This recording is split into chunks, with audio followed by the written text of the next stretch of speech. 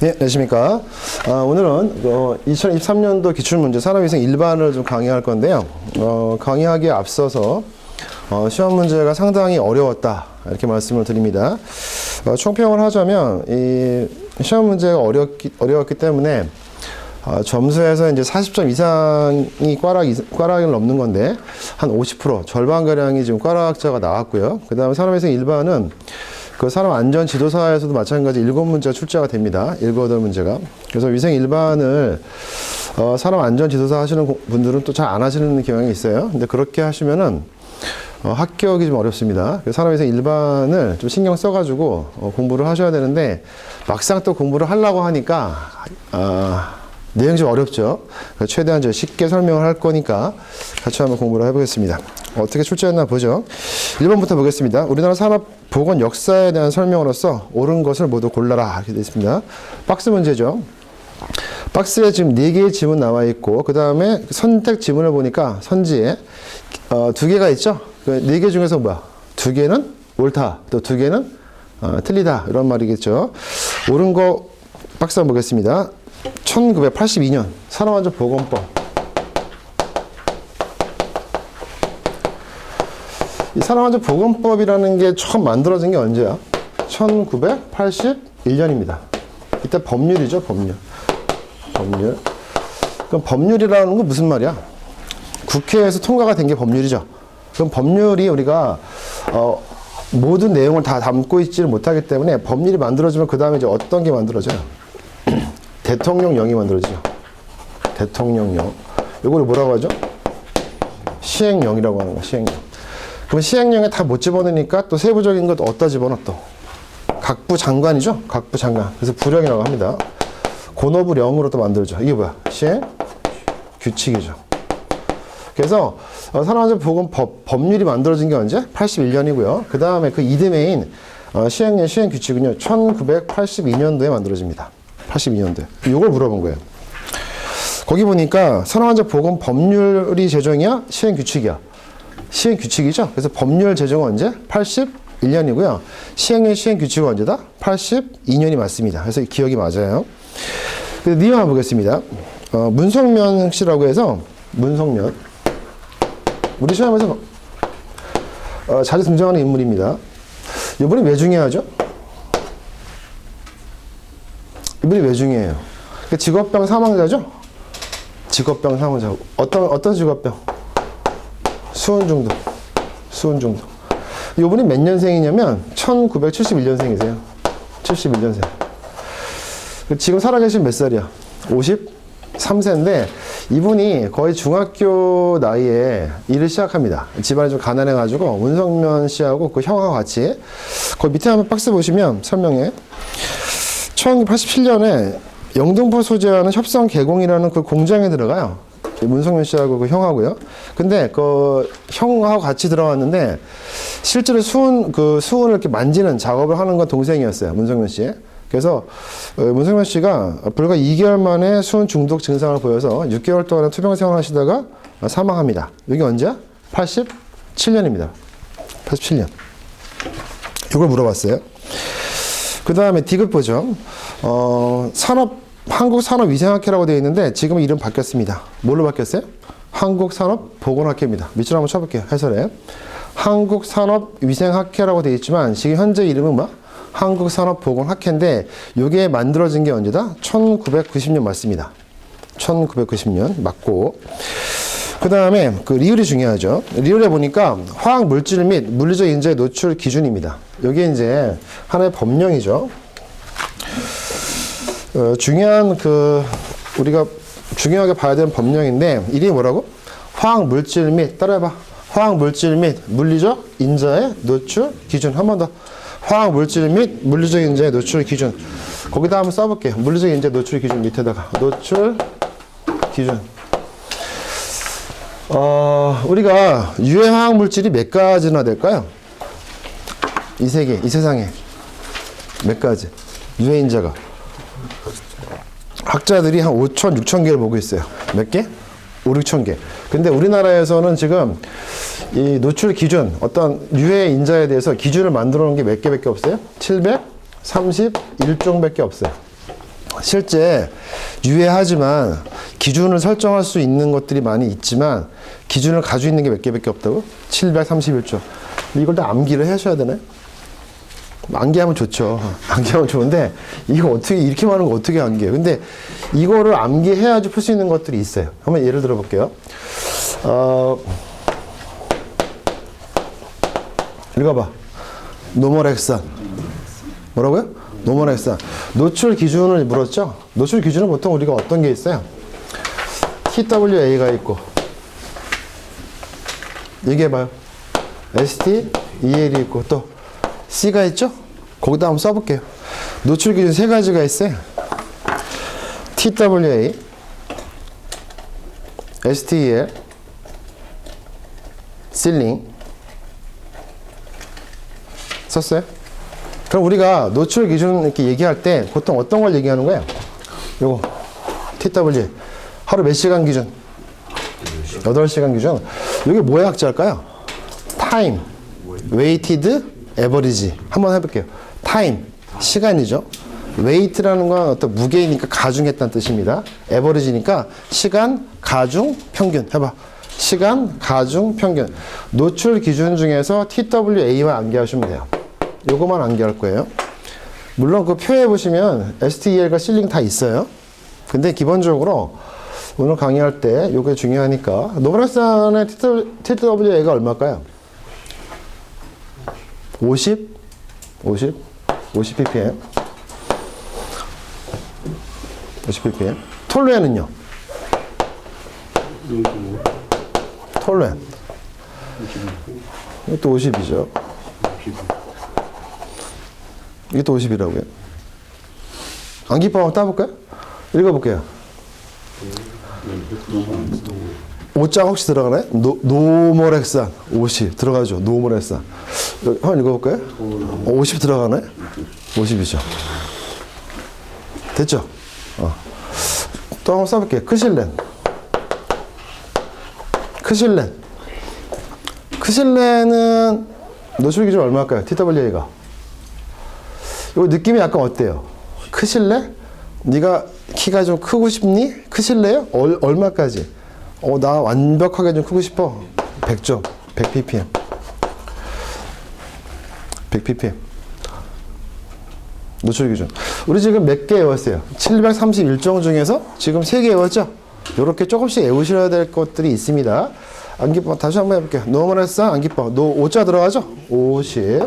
따라해봐. 톨루엔 50. 키가 좀 완벽하게 좀 크고 싶니? 크실래요? 나 크고 싶어. 100점. 100 ppm. 이렇게 한번 보죠. 그러면 이런 노출 기준이 우리가 만들어진 게 언제? 1986년입니다. 넘겨볼게요. 해설에.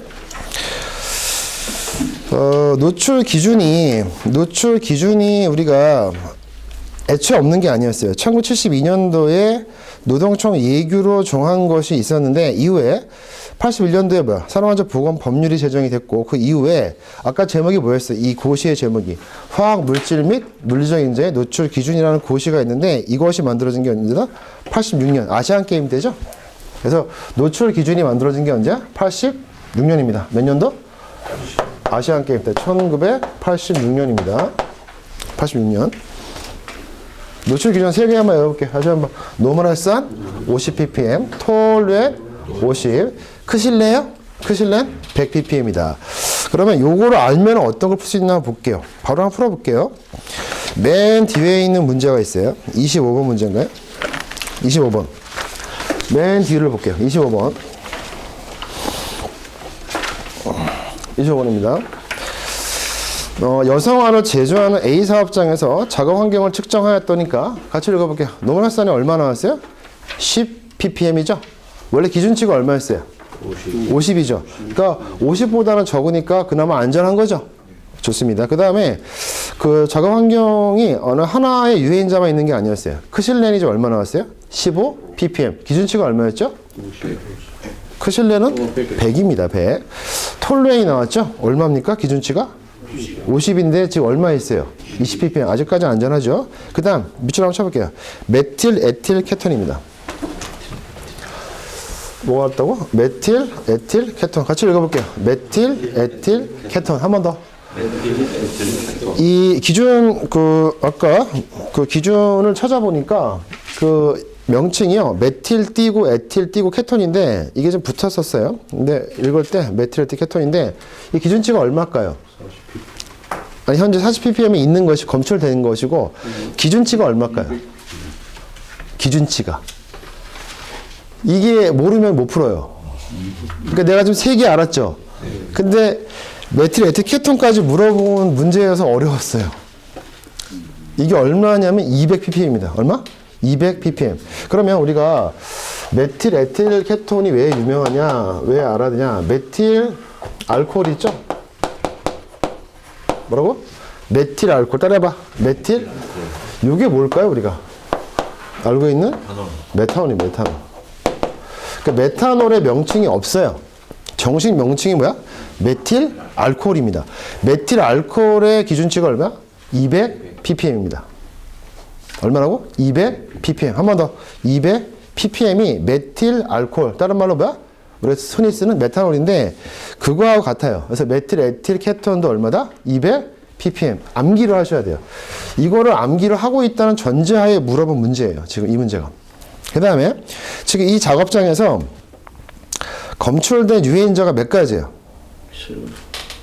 선생님 4가지 아닌가요? 아까 노말액산, 크실렌, 톨루엔, 메틸, 에틸, 케톤. 이런 것들이 이 물질들이 밑으로 한번 쳐볼게요. 무슨 작용한다? 상가작용이죠?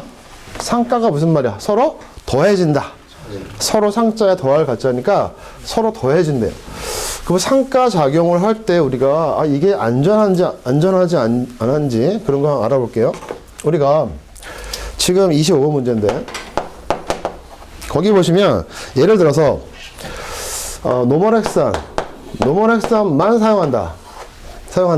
근데 얼마 지금 검출됐어요? 10ppm이죠. 이 검출량이죠. 검출량이. 그러면 기준치를 우리가 알고 있어야 돼. 아까 기준치가 얼마였을까? 50. 기준치가 얼마라고? 50이죠. 그럼 기준치보다 안전한가요? 적으니까? 네. 그럼 우리가 노출 지수라는 게 있어요. 노출 지수. 뭐가 있다고? 노출 지수. 한번 따라해봐. 노출 지수. 영어로 뭘까요? 영어로 한번 해볼게요. 노출 지수. exposure index. EI죠? 선생님들, exposure. 이렇게 써볼게요. exposure 영어로 이렇게 쓰는 거예요. 노출, 폭로. 그 다음에 지수. 인덱스. 약자 써서 EI입니다. 노출 지수를 물어보면요. 어떻게 하는 거야? 기준치분의 검출량이죠? 검출치. 암기하세요. 노출 지수는 뭐야? 기준분의 검출입니다. 뭐라고? 기준분의 검출. 한 번 더. 기준분의 검출. 한 번 더. 그러면 만약에 우리가 기준치가 노멀액산이 얼마였어요? 50이었죠. 근데 만약에 검출된 것도 50이었어요. 이빠이죠. 맞아요? 그러면 거기까지는 괜찮은 거야. 50까지 괜찮은데 어때? 그럼 50이라는 게 무슨 말이야? 기준치가 50이었는데 검출치가 50이 나왔다고 이빠이죠. 이빠이란 말 아시겠죠? 50인데 50 나왔어요. 그럼 거기까지가 턱 밑에까지 온 거죠. 그걸 초과하면 어떻게 돼요? 그 이상이면 이제 위험한 거죠. 그래서 우리가 보통 이게 1보다 크면 뭐야? 위험하다. 그렇죠. 안전하지 않다, 유해하다 하는 거야. 그럼 1까지는 괜찮은 거야, 그죠? 여기까지 허용하겠다니까. 예, 노출 지수를 구하는 공식이 뭐라고? 기준치분의 검출치. 그러면 결론적으로 이 문제 같은 경우는 뭐야? 기준치를 알고 있어야 돼요. 거기다 한번 써볼게요.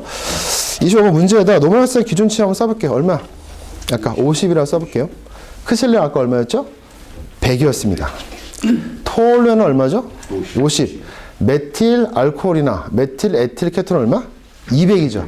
근데 그것들이 혼합되어 있는 거죠? 혼합되어 있을 때 어떻게 하면 돼? 다 더하면 돼요, 더하면. 더해서 얼마? 2를 넘었냐, 넘지 않았냐를 확인하면 되겠죠? 같이 한번 구해볼게요. 25번. 지금 상가작용이라는 말은 더한다는 뜻이니까. 노멀액산 얼마? 50ppm분의 10 나왔다. 더하기. 크실렌 얼마? 기준치가 100인데 15 나왔다. 그 다음 톨루엔은 50이 기준치인데 실제 검출치가 20이 나왔다. 그 다음에 메틸, 에틸, 케톤은 얼마? 200인데 기준치가 40이 나왔다.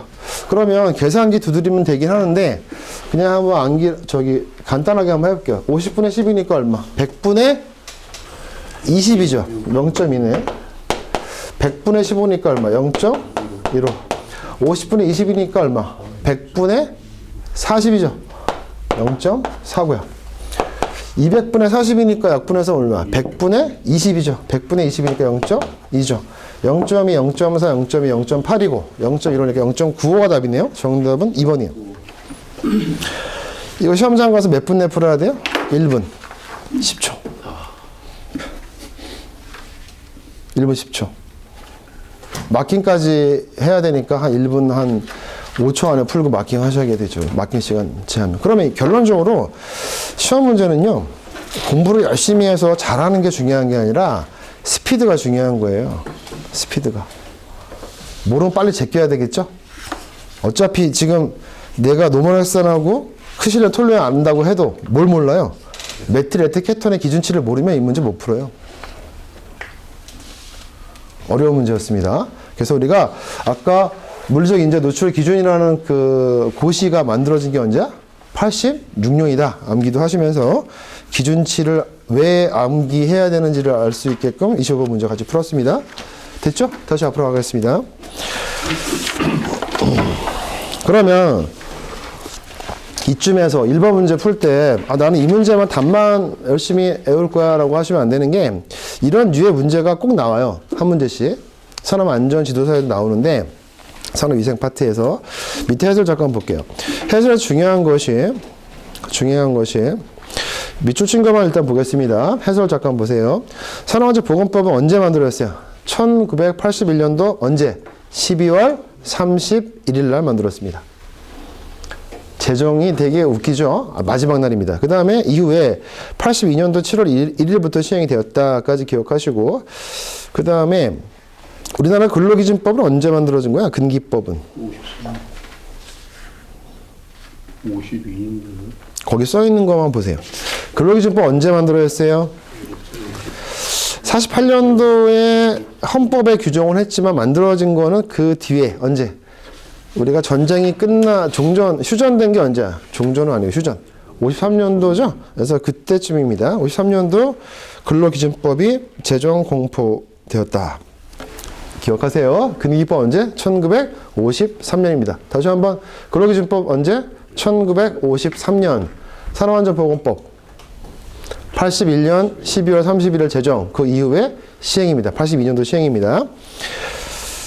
그 다음에 산재보상보험법이 있어요. 다시 한번 산업재해보상보험법 줄여서 산재보상보험법 언제? 1963년. 암기하실 때 근기법, 근로기준법 53년, 산재보상보험법 10년 뒤죠? 언제? 63년입니다. 그 다음에 제정되었고 그 이후 64년도에 동법의 시행령 시행규칙이 각각 또 제정 공포되었다 이렇게 기억하면 돼요. 크게 보시면 밑에 다시 한번 제가 까만 글씨 해놨죠. 같이 기억해 볼게요. 근로기준법 1953년, 산재보상보험법 1963년, 산업안전보건법 1981년 제정 그 이듬해 시행입니다. 고개 들고 한번 해볼게요. 근기법 53년, 산재보상보험법 10년 뒤니까 63년, 산업안전보건법 81년 제정 이듬해 시행인데요. 그 다음 문성현 씨의 사망 사건 언제? 87년. 그 다음 물리적 인자 노출 기준 제정년도 86년 아시안게임. 이 정도는 다음 시험 대비해서 암기하고 있어라. 그 다음 2번 문제 보겠습니다. 이번 문제는요, 제가 설명을 다 해드릴 필요는 없고요. 그 밑에 제가 해설을 잘 달아놨으니까. 고노부에서 이제 그 해마다 그 전전년도에 그 산업보건 통계를 발표하는데요. 2021년도 걸 물었습니다. 옳지 않은 건데요. 거기 보시면 2번에 보시면 유기화합물 중독으로 인한 직업병 유소견자는 전년 대비 감소하였다 했는데 이 통계치를 보면요. 계속 직업병이 늘지 감소한 적은 한 번도 없어요. 선생님들, 우리가 그렇게 아름다운 세상이면 얼마나 좋을까요? 근데 점점 더 화학 물질이 많이 나오고 직업병 유소견자 점점 많아집니다. 그래서 감소하였다 틀린 표현이고 나머지 전부 다 맞는데요. 그 밑에 한번 해설 잠깐 보겠습니다. 지금 보시면 최근에 그 해설을 하면서 제 유형 용어가 좀 바뀌고 있습니다. 추락이라고 하는 걸 지금 뭘로 바꿨어요? 떨어집니다. 그 다음에 전도는 뭐야?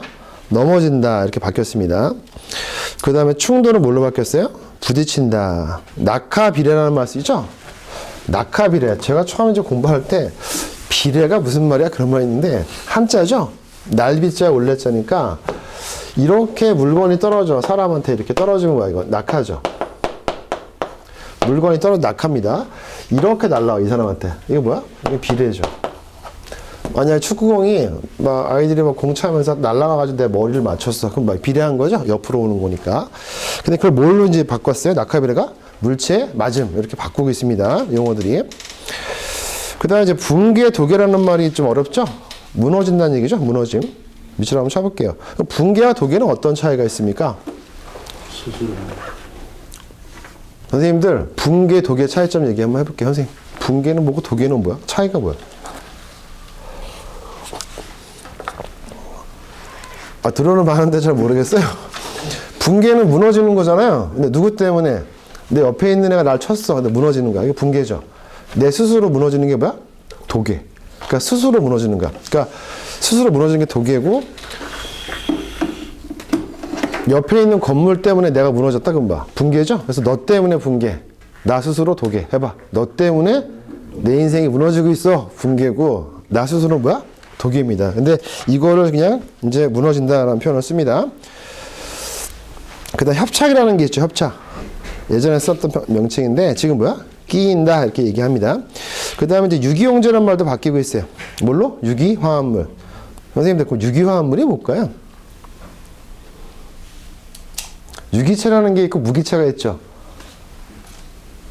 우리가 석유는 어떻게 만들어진 거예요? 석탄은 또 어떻게 만들어진 거예요? 석탄은 뭐야? 식물이 썩은 거죠? 오랜 기간 동안에. 그게 석탄이고, 그 다음에 살아있는 어떤 뭐 동물들이 죽어가지고 쭉 오래 남아서 그 기름 덩어리 된 게 뭐야? 그게 원유잖아요. 그래서 살아있었던 흔적이 있는 것들이죠. 석탄, 석유 이런 것들이죠. 이게 바로 유기입니다. 유기체인데, 그래서 유기화합물 하면 대표적으로 휘발유 생각하면 돼. 휘발유. 잘 모르겠습니다. 그 다음에 특정 화학물질을 이제 어떻게 바꿨다? 기타 화학물질. 그 다음 중요한 표현 있습니다. 밑으로 한번 쳐볼게요. 출제 가능합니다. dissociate. 따라해봐.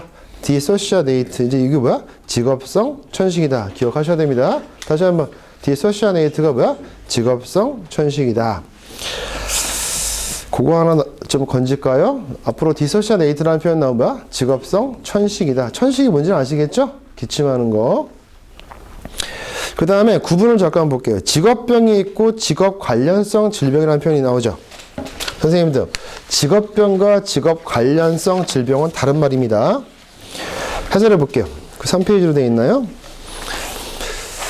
직업병이라고 되어 있는 걸 한번 읽어보겠습니다. 직업병은 작업 환경 중에서 유해 인자와 관련성이 뚜렷한, 뚜렷하다. 야, 이거는 내가 하는 일 때문에 생긴 거야. 그 직업병이죠. 내가 하는 일이면 석탄 쪽에 일을 하고 있어. 그럼 진폐가 생기겠죠. 내가 하는 게 되게 시끄러운 데 있어. 난초 생기겠죠. 이렇게 해서 뚜렷하다. 관련성이 뚜렷하다. 업무 관련성이. 그 다음에 직업 관련성 질병 한번 보죠. 세 번째 있는 거. 업무적 요인과 개인 질병 등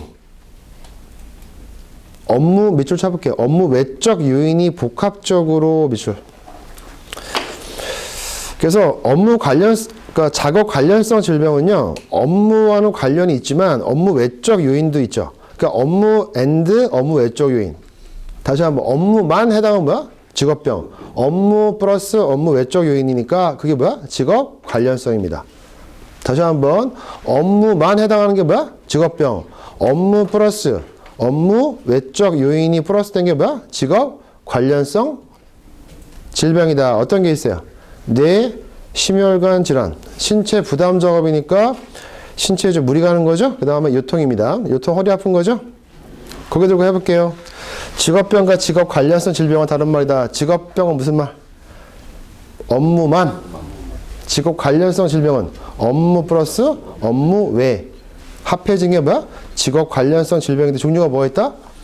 뇌심혈관계 질환, 또 신체 부담 작업, 또 요통, 그 정도 암기하시고 있어야 됩니다. 됐죠? 그 다음에 표 한번 볼게요. 표 한번 해석해 볼게요. 직업병 중에서 2020년도에 가장 많은 게 누구야? 거기 보시면 2020년도만 보세요.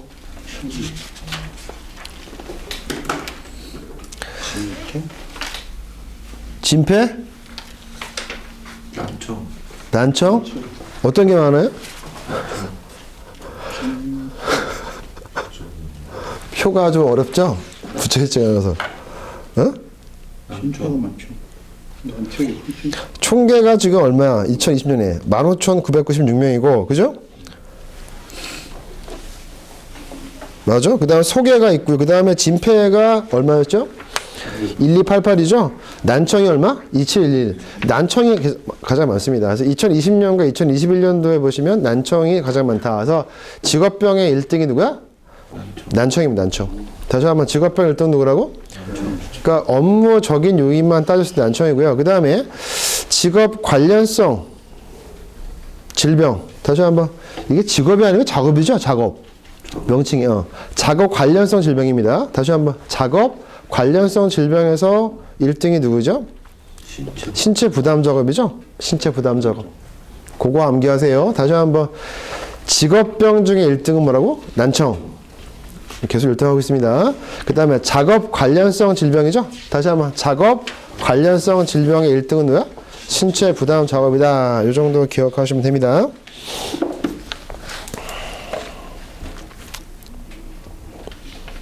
그 다음에 3번 보죠. 고노부 고시라고 되어 있는데, 고노부 고시. 그럼 고시라는 게 무슨 말일까요? 고시.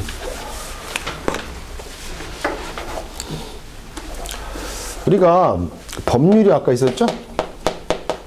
법률이 제정되면 이제 그 밑에 뭐가 있어요? 시행령이 있고, 또 각부 장관들, 고노부 장관이니까 고노부령이라고 해서 부령이 있거든요. 그 부령은 뭐라 그래? 시행? 규칙이라고 하죠. 여기에서 다 커버하면 좋은데 그렇지 못하고 세부적인 사항을 또 이 부, 장관이죠. 고노부. 이 고노부가 또 만들어서 하는 게 뭐야? 고시, 또 예규, 훈령 이런 게 있어요. 근데 우리가 이제 관심 있게 봐야 될 것이 이런 것들이 원래 행정규칙이라고 하는 거거든요. 행정규칙. 행정규칙인데 행정규칙이라고 하는 거는 이제 그 공무원 집단 내에서 자기들이 만들어서 자기들이 편하게 하기 위한 것도 있지만 대외적인 어떤 효력이 있는 것들이 있어요. 대표적인 고시거든요. 그래서 우리 시험에서 이 고시는요 되게 중요한 거예요. 행정규칙에 머무르는 게 아니고 대외적인 효력이 있다. 저 어떤 법규적인 효력이 있어요. 법규 효력이 있기 때문에 고시도 암기를 하셔야 됩니다. 고시.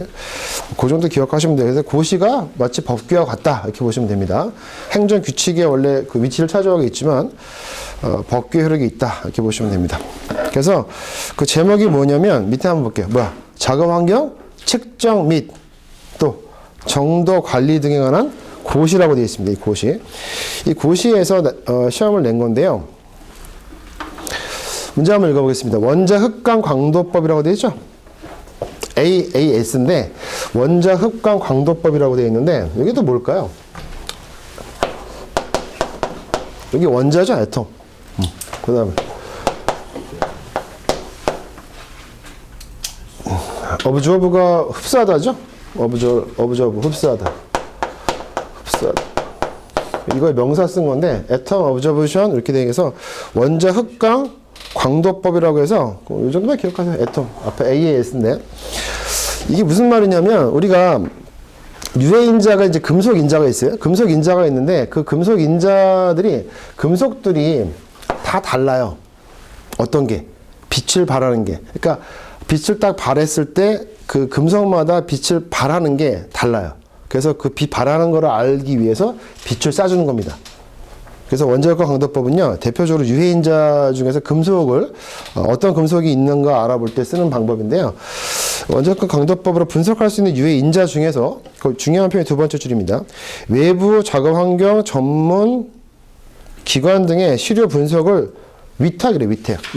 그래서, 야, 우리 근무지에 유해인자 금속이 어떤 게 있는지 좀 알아봐줘. 이런 걸 좀 이제 위탁을 할 수 있는데, 위탁할 수 있는 유해인자로 옳은 것을 물었어요. 근데 사실 이런 문제를 낼 수 있는 게 대단한 능력이라고 봐요. 이 출제자가 제가 칭찬을 좀 해주고 싶은 게, 이 문제를 어디서 낸지 제가 알려드릴게요. 거기 보죠. 이 고시에 몇 조가 있냐면 43조입니다. 측정 시료의 분석 의뢰라고 되어 있죠. 보겠습니다. 1항부터 보죠. 규칙 제192조 제1항에 따른 사업장 위탁 측정 기간 또는 사업장 자체 측정 기간은 다음 각 회의 경우에 해당 측정 시료를 분석할 수 있는 분석 장비 등을 갖춘 다른 사업장 위탁 측정 기관이나 작업환경 전문 연구 기관이죠. 다시 한번 작업환경 전문 연구 기관 즉 분석 수탁 기관 등의 시료의 분석을 밑줄 한번 쳐볼게요. 위탁할 수 있다입니다. 위탁할 수 있다. 위탁한다가 아니고 뭐야? 위탁할 수 있다죠. 넘겨볼게요. 그러면 이제 위탁을 할 수 있는 게 어떤 거냐면 이로부터 볼게요. 가스 크로마토그래피, 불꽃 이완화 검출기. 그 GC라고 되어 있는 거는 약자가 가스 크로마토그래피의 약자입니다. 그 다음에 불꽃 이완화 검출기가 FID입니다. F가 뭘까요? 플레임이죠, 플레임. 하나만 써볼게요, 플레임. 그 GC 할 때 G가 뭐야? 가스죠? 가스. 그래서 가스 크로마토그래피 또는 불꽃 이온화 검출기로 분석하기가 어때? 쉬우냐 어려우냐? 어려운 유해인자를 측정한 경우 무슨 말이냐면 우리 회사 내에 가스 크로마토그래피나 불꽃 이온화 검출기가 있어. 근데 그걸로 분석하기가 좀 어렵대. 그랬을 때 어때? 전문기관에 위탁할 수가 있다 그런 말이고요. 그 다음에 2번에 보죠. 2호 원자 흑광 강도기 아까 뭐였어요? AAS였죠? 불꽃 원자와 장치, 플레임으로 분석하기가 어렵거나 분석 빈도가 낮은 유해인자를 측정한 경우.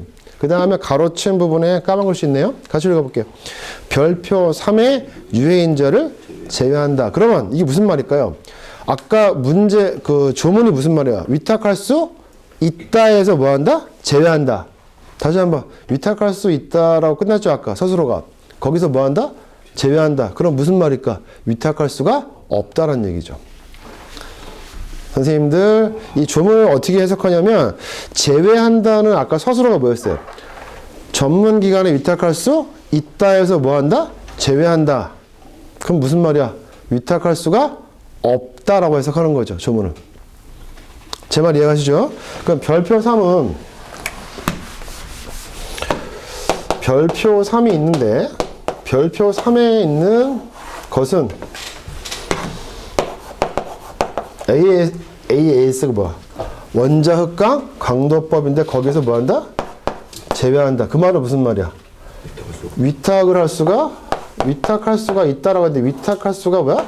없다란 말이죠. 같이 연결시키면. 그래서 별표 3은 외부 전문기관에 위탁할 수가 없어요. 그럼 요거는 뭐야? 자체적으로 니네들이 확인해 봐라 이런 말이겠네요.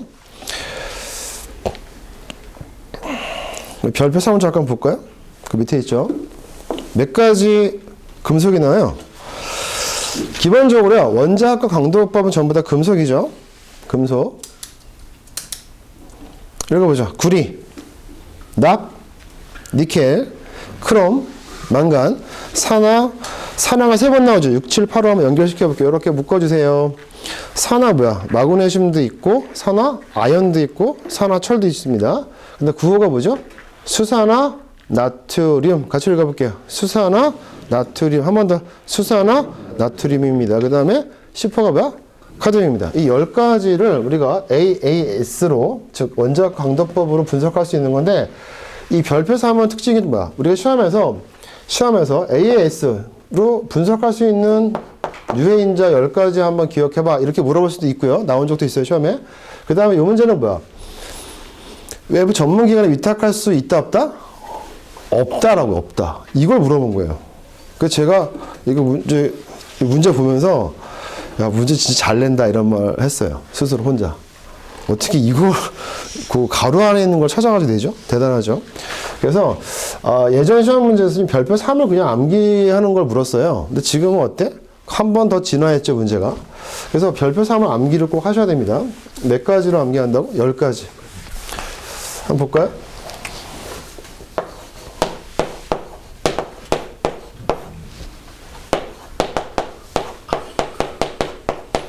여기까지 한번 보자. 우리가 지금 뭐 하고 있어요? 원자, 흑강, 광도법으로 분석할 수 있는 유해인자입니다. 봐. 구남리, 망카크인데 암기하실 때 그냥 앞자만 막 따가지고 암기하시면 좀 그러니까 스토리 하나 만들어 볼게요. 어떤 사람이 중고차를 가지고 있는데 부품이 좀 필요한가 봐요. 그래서 구하고 있어요. 망가진 차를. 이렇게 옆에 있는 사람이 이래요. 아유, 뭐 폐차장까지 가서 뭐 이렇게 구하고 있어? 망가진 차를. 왜? 그래서, 나한테 도움이 되는 부품을 주니까 걔한테 내가 꽃 하나를 선물을 해야겠어. 그래서 뭐야? 근데 꽃 이름이 수선화가 아니고 뭐야? 수산화입니다. 수산화. 그 다음에, 근데 이게 아마 철일 거야. 아마 철. 다시 해봐. 구하나니 망가진 그 차에다가 내가 애도의 뜻으로 뭐야? 수선화가 아니고 뭐야? 수산화. 근데 아마 걔가 철일 거야. 철. 그러니까 지금 등장하는 게 전부 다 금속이죠. 해봐. 구하나니 망가진 그 차한테 내가 꽃 하나 주겠다. 수산화 아마철. 한번 보자. 구리. 따라해봐. 구리, 납, 니켈. 그 다음에 망간, 카드뮴, 크롬. 수산화, 나트륨. 그 다음에 산화, 아연. 산화, 마그네슘. 산화, 철. 할 수 있죠? 다시 해봐. 지금 우리 뭐 하고 있죠? 원자흑강, 강도법으로 할 수 있는 10가지 금속입니다. 해봐. 구남리, 망카크. 꽃 하나 줘야지. 수산화, 아마철. 다시 해봐. 구리, 납, 니켈. 망간, 카드뮴, 크롬. 수산화, 나트륨. 산화, 아연. 산화, 마그네슘. 산화. 아니 이거 쉽잖아. 이렇게 해주면 혼자 한번 하려봐. 이거 힘들어요. 됐나요? 근데 이게 중요한 게 요거 제가 암기 시켰거든요. 작년에도. 근데 이거 물어본 거는 제가 알았는데 이거를 푸신 분이 계실 거예요. 근데 이걸 암기법을 생각이 나야 돼. 그때 가서. 근데 이 문제는 뭘 물었어요? 외부 전문기관에 위탁할 수 있다 없다? 없다. 문제는 있는 걸 물었어요. 근데 얘네들은 뭐야? 제외죠? 요거 빼고 나머지 있는 게 누구야? 5번이죠. 그래서 주석이 답이 아니고 요거 빼고 나머지가 답이야. 이 문제는요. 그 주석을 암기하면 안 돼요.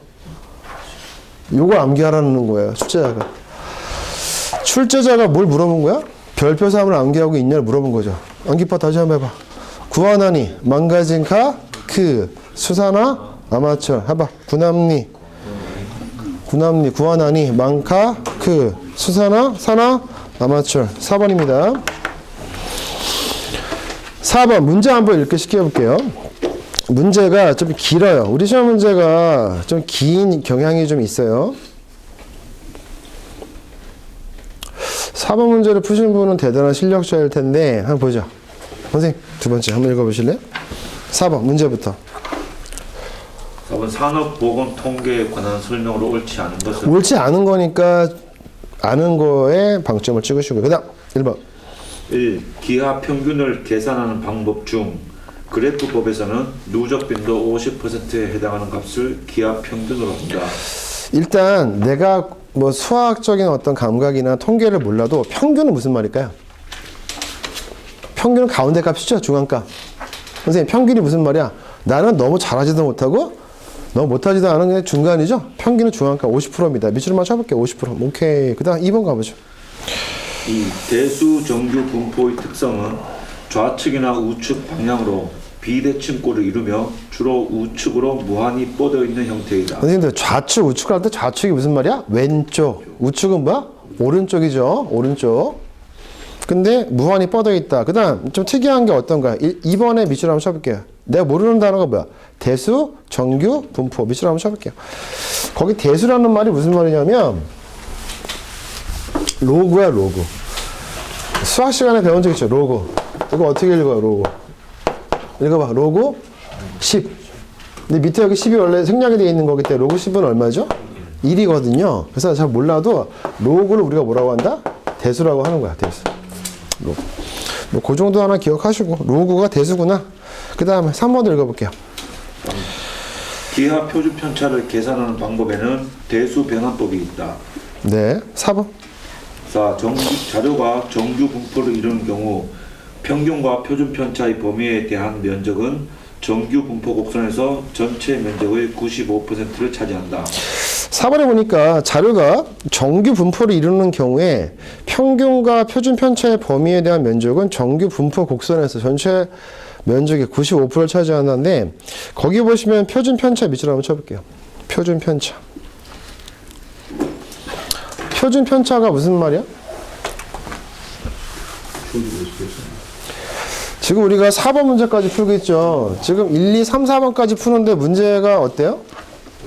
거의 무슨 수능 시험 같지 않아요? 그렇지 않나? 편차가 무슨 말이냐면 평균과의 차이예요.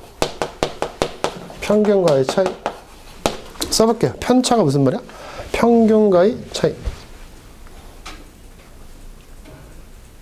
편차가 뭐라고? 평균과의 차이. 따라해봐. 편차가 뭐라고? 평균과의 차이. 발음을 좀 잘 하시면 돼요. 편차는 뭐? 평균과의 차이다. 예를 들어서 10점, 12점, 14점 이렇게 3명의 학생이 이렇게 점수 맞았어요. 평균이 얼마죠? 12. 가운데 값이 평균이잖아. 얘가 평균이겠죠? 맞아요? 그럼 얘는 편차가 얼마? 플러스 2죠? 얘는 얼마? 이렇게 하는 게 편차예요. 편차. 평균과의 차이가 작으면 마이너스, 크면 플러스죠. 그 다음에 그 표준 편차는 뭘까요? 표준 편차. 써볼게요. 표준 편차. 계산 문제도 물어본 적 있어요. 표준 편차.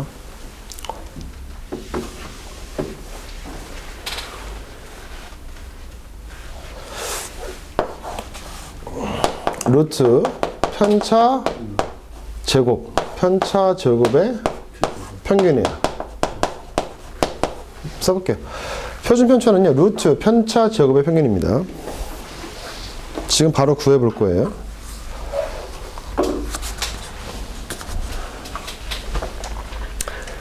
어렵지 않으니까 따라와 볼게요. 한숨 소리가 막 나네.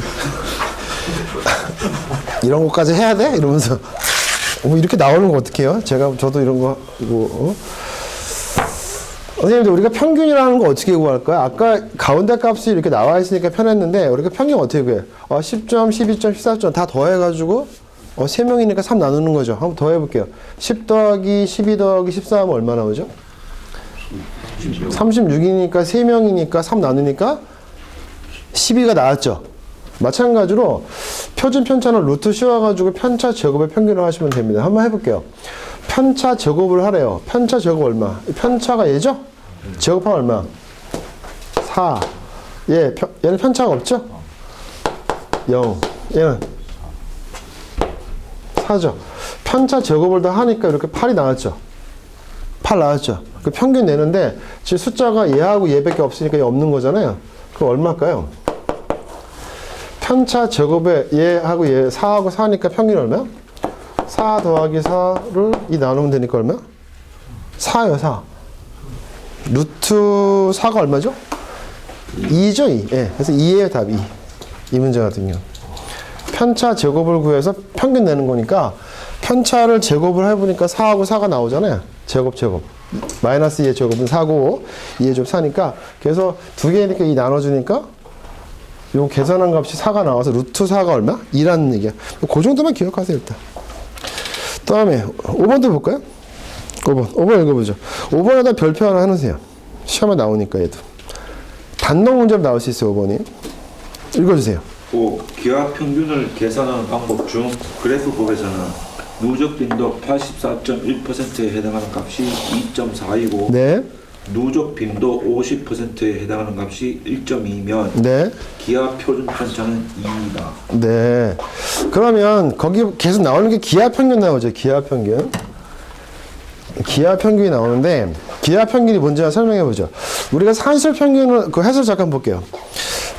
중학교 3학년, 2학년 때 배웠던 것들이니까요. 산술 평균은 뭐냐면 A와 B가 있으면 A와 B를 더해서 두 개니까 2로 나눠주면 돼요. 그게 뭐야? 산술 평균이죠. 좀 힘들더라도 조금 참고 들으세요.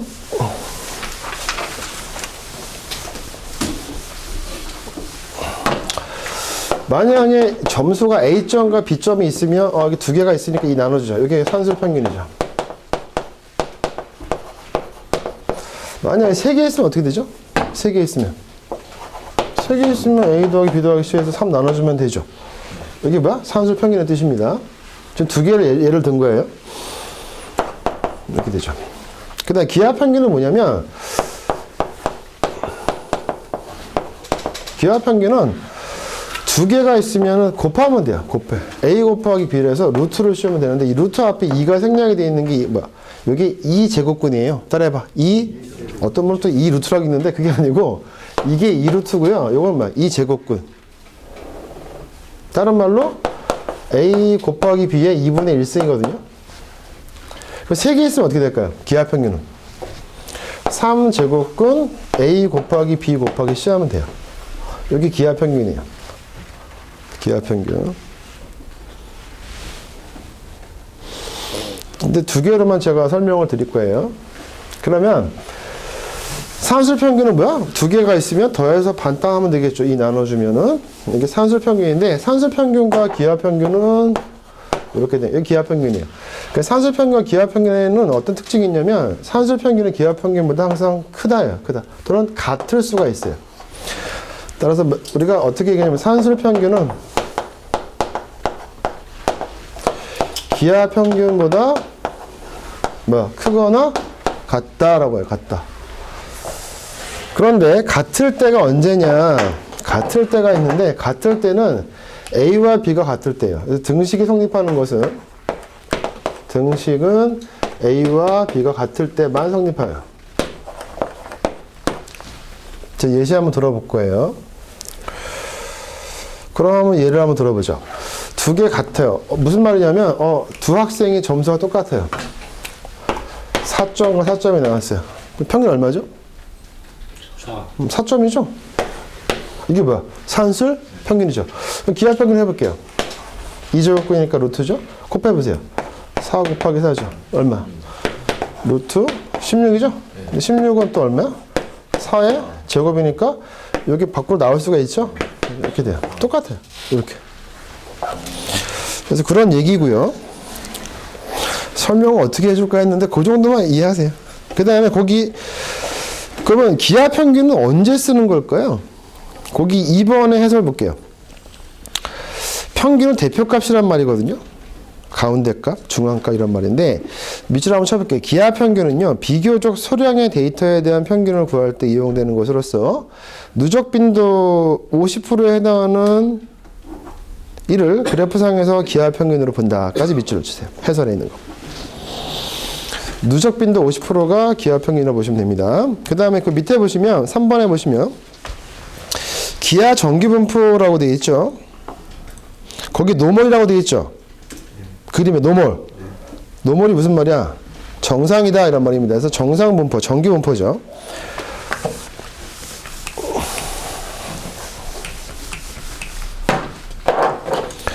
좌우 대칭이 정확합니다. 좌우 대칭이 정확한 것이, 요게 무슨 말이야?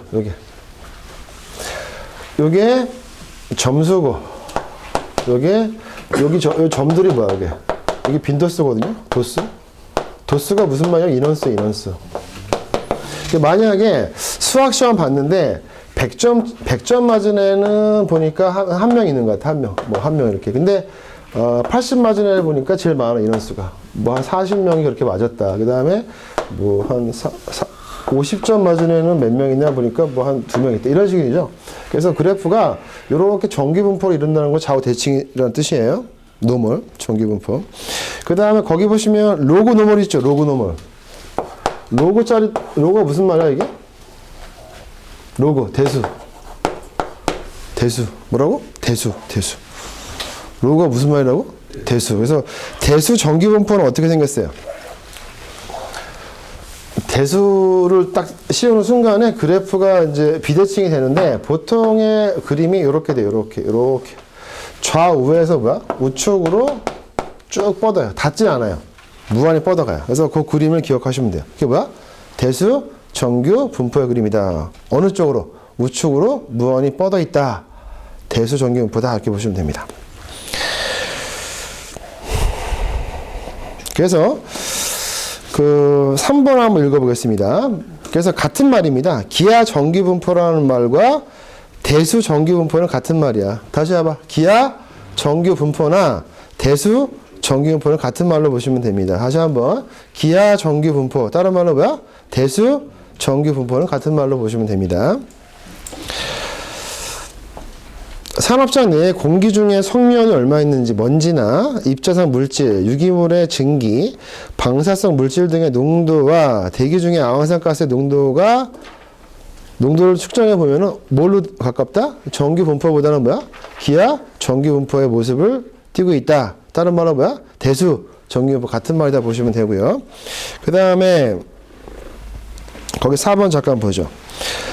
4번 시험 문제는 단독으로 나올 수 있기 때문에 암기를 하셔야 됩니다. 기하 표준 편차 밑줄 그시고 중요 표시하시고요. 기하 표준 편차의 정의를 읽어볼게요. 아까 우리가 표준 편차 기억했죠? 뭐야? 루트 편차 제곱의 평균인데 그런 것까지는 기억하지 마시고 4번만 기억할게요. 기하 표준 편차를 물어봅니다. 뭐라 써 있어요? 누적 확률 얼마? 84.1%와 대응하는 각각 중앙경이라고 해서 누적 빈도 50%입니다. 50%의 B라고 되어 있죠? B가 무슨 말이야? 비율인데 거기 공식을 제가 써놨어요. 그래서 기하 표준 편차는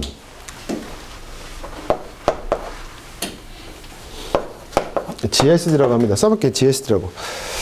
지오메트리 스탠다드 디비에이션에서 기하 표준 편차 약자입니다. GSD. 지오메트리 스탠다드 디비에이션. 그러니까 편차라는 게 평균과의 차이죠. 요거는 얼마? 거기 보시면 누적 빈도 50%의 값과 그 다음에 84.1%의 값입니다. 그러니까 이 50% 암기하는 게 아니라 50%의 값이니까 아까 50%가 무슨 말이었어요? 기하 평균. 50%가 평균이죠? 그래서 기하 표준 편차는 뭐냐면 50%에 해당하는 값이 줘요. 그 다음에 84.1%에 해당하는 값을 준다고 이렇게. 그럼 볼까요? 문제 한번 보죠. 5번에. 기하 평균을 계산하는 방법 중에서 그래프에서는 누적 빈도 얼마? 84.1%에 해당하는 값이 얼마래, 얘가? 이 값이. 2.49. 그 다음에 기하 평균 50%에 해당하는 거죠? 얼마? 1. 얘가 기하 평균이라고. 기하 평균. 50%에 해당하는 값이 뭐라고, 얘가? 기하 평균이라고. 기하 평균. 근데 기하 평균을 알고 있으면 혹시 그 누적 빈도가 84.1%의 값을 안다고 치면은 되게 금방 구해요. GSD를. 기하 표준 편차를. 그래서 암기하실 때 기하 표준 편차는 뭐야? 기하 평균분의 84.1%에 해당하는 값만 아시면 됩니다. 그래서 이렇게 암기를 하시면 돼요. 알면 쉽죠? 다시 한번 GSD가 뭐라고? 기하 표준 편차는 50% 누적 빈도에 해당하는 값과 84.1%에 해당하는 값의 비다. 이렇게 보시면 됩니다. 그래서 정답은 4번인데요. 4번을 이제 설명할 건데요. 넘겨볼게요. 정규분포가 어떻게 생겼냐면요. 거기 다음 페이지에 보시면 평균이 보이시죠?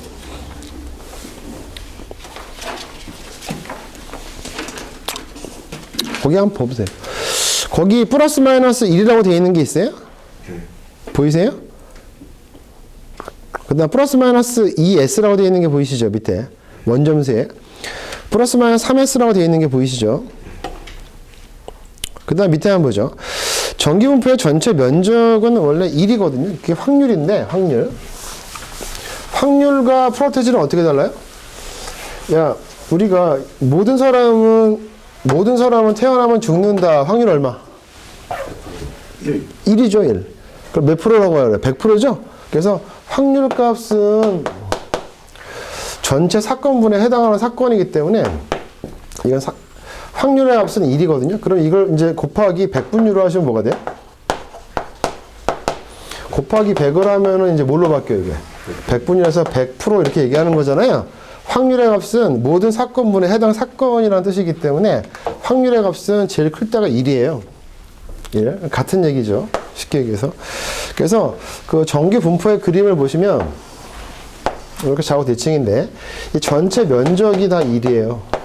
면적 1이라고. 1. 면적 값을 이 면적을 다 더하면 1이 나와요. 면적의 합이 1이라는 그 뜻입니다. 그런데 지금 이제 분석하기 좋게 하기 위해서 이제 프로테이지로 바뀐 거예요. 그림을 잠깐 보시면 편차 1s 플러스 마이너스 1s를 보시면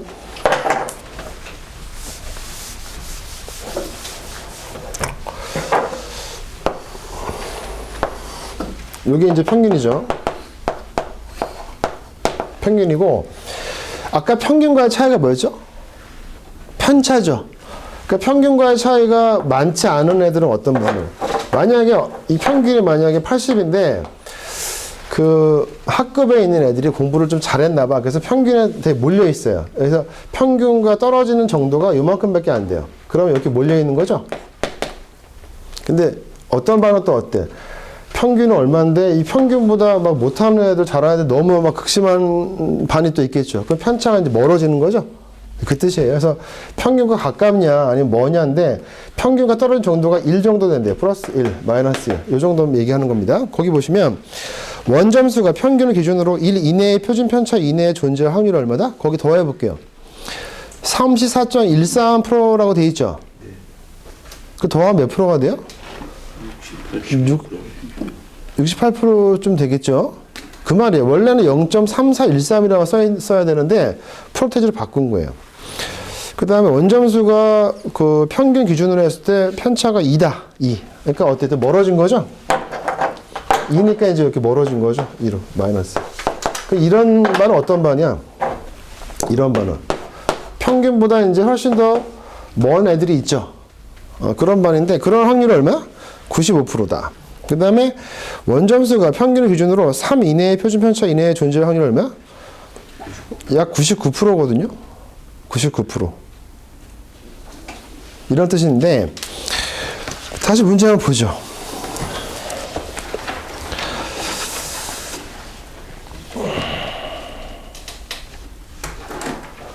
4번에 보니까 자료가 정규 분포를 이루는 경우에 평균과 표준 편차의 범위에 대한 면적은 이게 이제 질문이죠.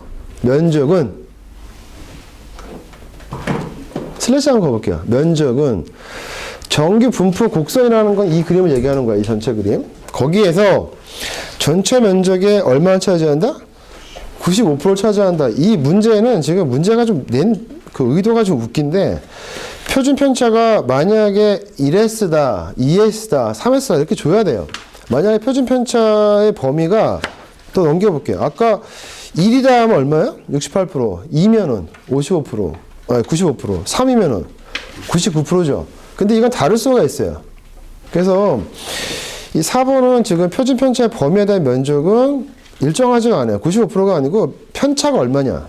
그러니까 평균에서 떨어진 정도가 가까우면 얼마? 68. 좀 더 멀어지 2까지 가면 얼마? 95%. 3까지 가면 99%예요. 그래서 그렇게 내야 되는 문제인데 그냥 일률적으로 95% 되면 안 돼요. 그러니까 나올 수 있는 게 뭐야? 68%, 95%, 99% 세 가지가 있어요. 해봐. 68%, 95%, 99%. 그러니까 정답은 4번인데 문제가 상당히 어려운 축에 속하죠. 그래서 4번은 그렇게 기억하시고 특히 5번 지문 요거는 또 출제할 수가 있다. 뭐야? GSD 문제. GSD가 아까 뭐였어요? 기하 표준 편차인데 공식이 뭐야? 기하 평균 다른 말로 50% 누적 빈도 50%에 해당하는 값과 84.1%에 해당하는 값의 비율이다. 이렇게 계산하시고 단독 문제로 출제할 수가 있어요. 다음 시험에. 출제자들이 기출문제를 다 봐요. 그러면 이 문제를 또 한 번 더 내볼까? 이렇게 되면은 변형해 낼 수가 있다고. 이해하시죠? 그런 적이 많이 있어요. 우리 시험도요. 하나 더 풀고 잠깐 쉬었다 하겠습니다. 5번. 아, 이거 설명을 지금 4번까지 하는 것도 막 이렇게 좀 힘든데, 듣는 선생님도 힘드시죠? 근데 시험 문제는 좀 질리게 공부를 하시긴 하셔야 돼요. 근데 이거 나 하기 싫어서 안 할래 하면은 풀 문제가 없어요. 5번. 산업환경 설비에 관한 기술 지침이라고 또 나오죠. 밑줄 한번 쳐볼게요. 이게 우리가 통상적으로 산업안전보건법 또는 안전보건 규칙에서 출제를 하던 패턴을 자꾸 벗어나고 있어요. 지침을 많이 가져와요. 코샤 가이드 같은 경우도 있고. 산업환경 설비에 관한 기술 지침에서 국소 배기장치 밑줄 한번 쳐볼게요. 국소 배기장치는 무슨 말이야? 어떤 작은 장소에서를 배기시키겠다죠? 반대말은 뭐야? 전체를 환기하는 게 뭐야? 전체 환기 장치가 있어요. 국소 배기 장치의 대표적인 게 뭐야? 후드와 덕트. 후드와 덕트라고 써볼게요. 후드와 덕트. 국소 배기 장치니까 후드와 덕트를 물어보는 거죠. 난 후드도 모르고 덕트도 몰라 그러면은 저기 명륜 진상할배 가시면 있어요. 이렇게 빨아들이는 게 후드죠. 관이 덕트입니다. 옳지 않은 것이 뭐냐 이렇게 물었네요. 1번 반성 속도를 한번 밑줄 한번 쳐볼게요. 반성 속도가 무슨 말일까?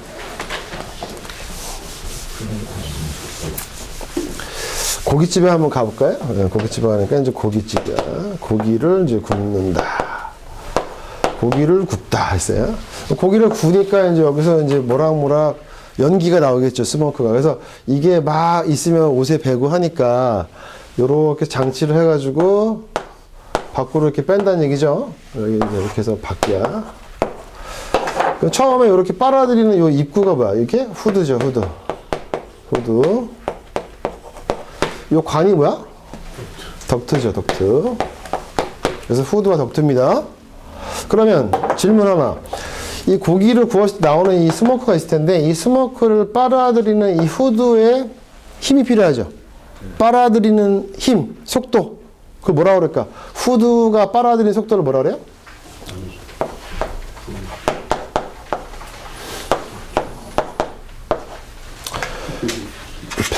캡처 빌러시티죠.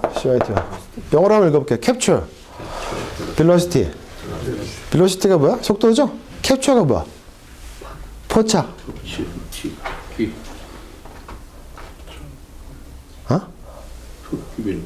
아니, 흡기밸브가 아니고 후드가 이제 고기에서 나오는 연기를 딱 캡처를 해야 될 거 아니야?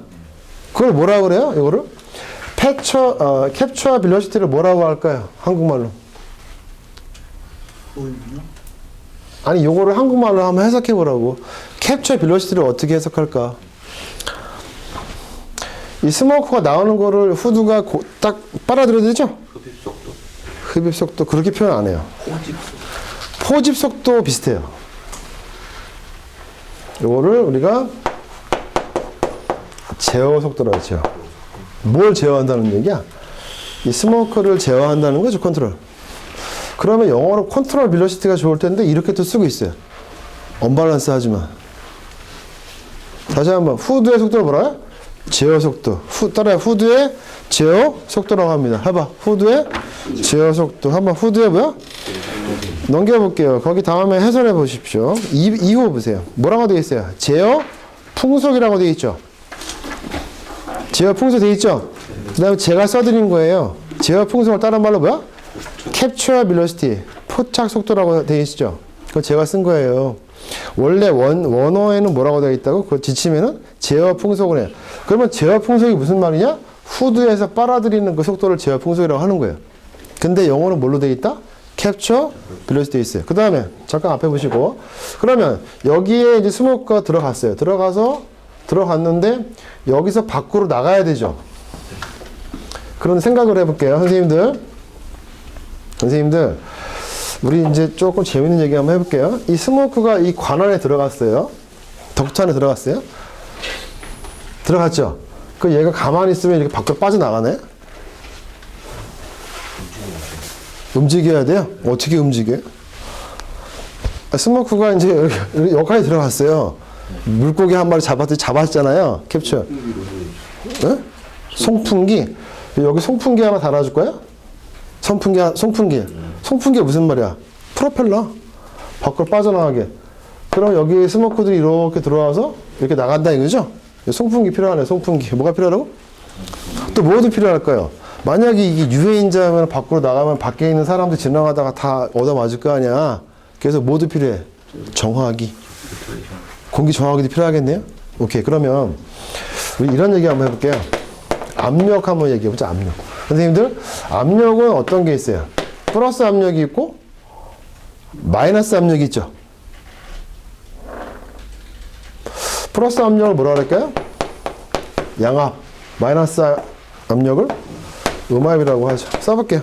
양압과 음압. 속도를 아시려면 양압과 음압을 아셔야 돼요. 우리 코로나 때 음압 변동 들어봤어요? 무슨 말이에요? 그럼 그게? 기압보다 낮은 음압 변동이 무슨 말이에요?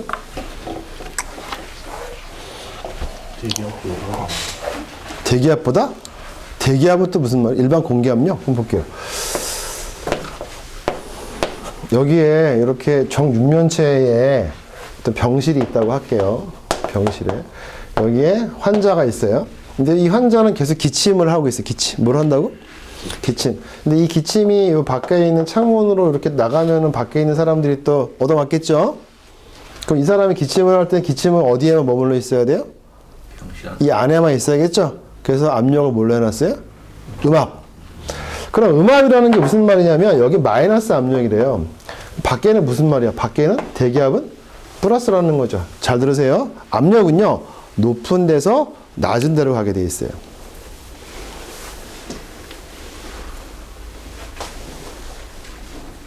이해가세요? 압력이 높은 데서 낮은 데로 갑니다. 그러면 밖에 있는 압력이 양압이고 얘가 음압이니까 공기가 어떻게 가요? 계속 이렇게 밀겠죠. 이 사람이 기침한 게 밖으로 나갈 수 있어요? 못 나가? 못 나가요. 여기까지 이해가세요? 그러면 덕트도 한번 볼게요.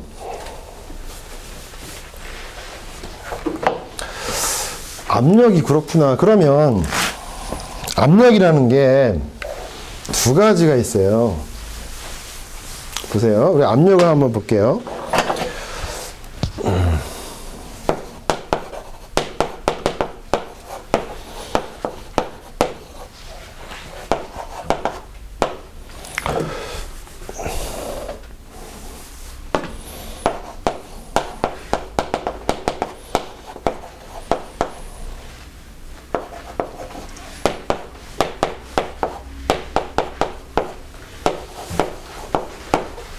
PR이 SSU죠?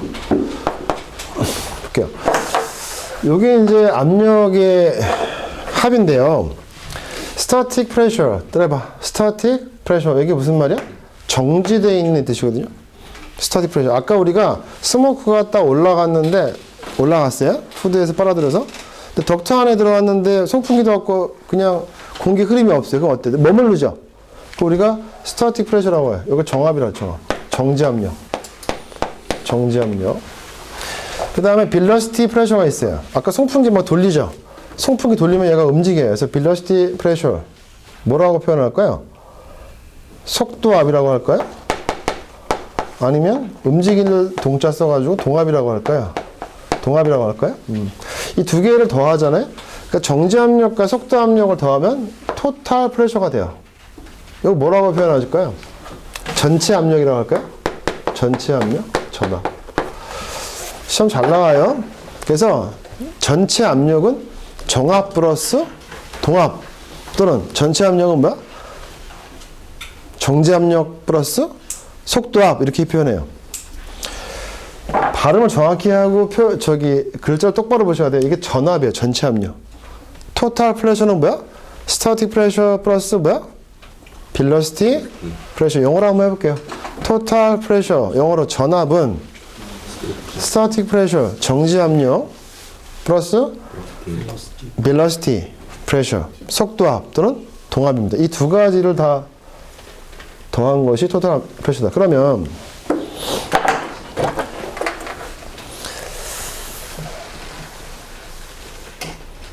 질문합니다.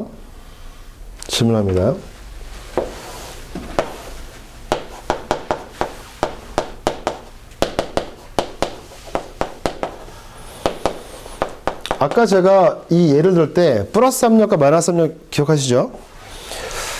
속도압은 플러스 압력일까 마이너스 압력일까? 바람개비를 돌리고 있어요. 속도압, 다른 말로 동압이죠. 얘는 항상 정압입니다. 항상 플러스 압력이죠. 항상 양압이에요. 다시 한번. 바람개비를 돌리는 속도압이죠. 얘는 항상 양압이에요. 돌아가니까 양압이죠. 정압은 어때요? 정지하고 있는 상태에서의 압력이기 때문에 얘는 플러스 압력일 수도 있고 마이너스 압력일 수도 있어요. 그러면 이제 아까 처음으로 돌아갈게요. 고깃집에 가서 후드로, 이게 후드입니다. 후드로 빨아들여서 덕트로 갔어요. 덕트로 갔어요.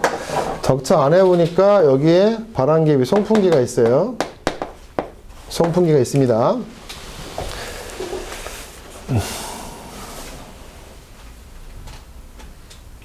송풍기 기점으로 볼게요. 송풍기가 없는 상태에서 송풍기 앞에 있는 압력이 있어요. 여기에 이제 스모크가 이렇게 올라갔을 텐데, 송풍기 앞에 있는 이 공기는 양압일까 음압일까? 여기.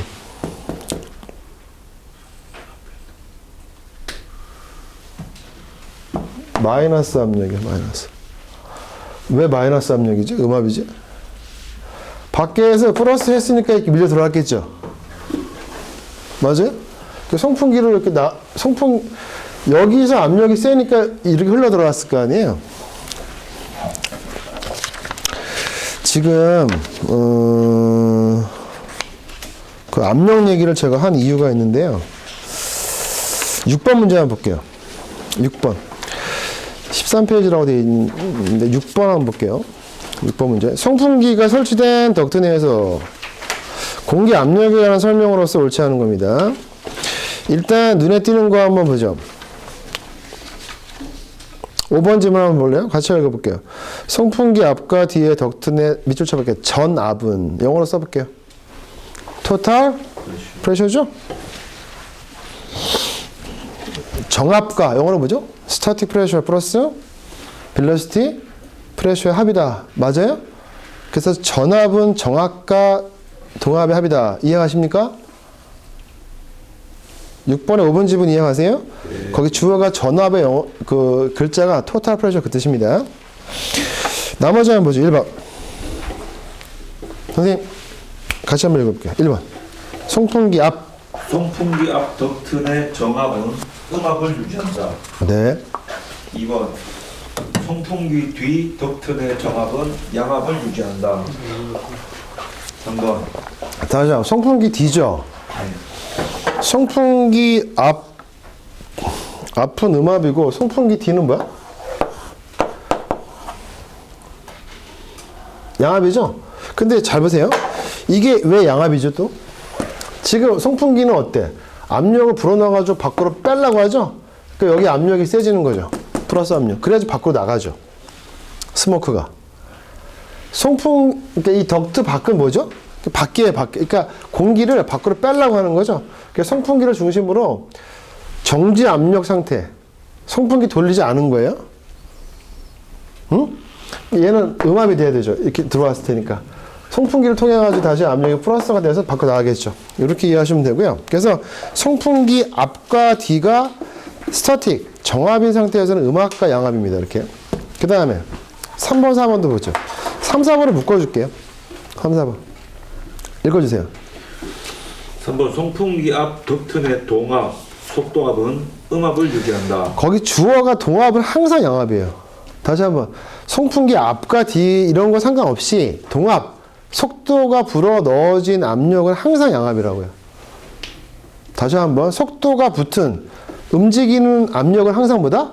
양압이다. 움직이는 압력은 항상 양압이다. 다시 한번. 움직이는 압력을 항상 뭐야? 양압이다 라고 기억하셔야 됩니다. 밑에 한번 제가 해설 쓴 거 한번 보죠. 정압과 동압, 속도압인데 계속 읽어주세요, 선생님. 정압, 영어도 같이 읽어주시고. 정압과 동압, 속도압.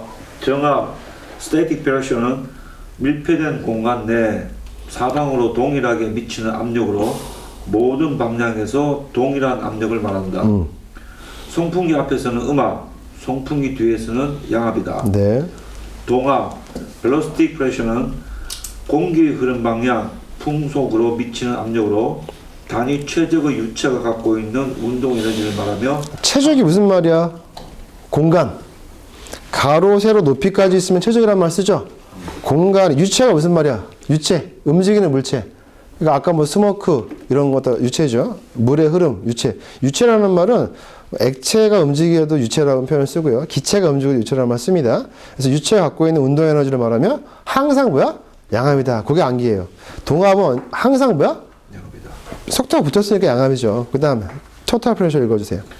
전압, total pressure는 정압과 동압의 합을 말한다. 어때요? 이제 압력 좀 아시겠죠?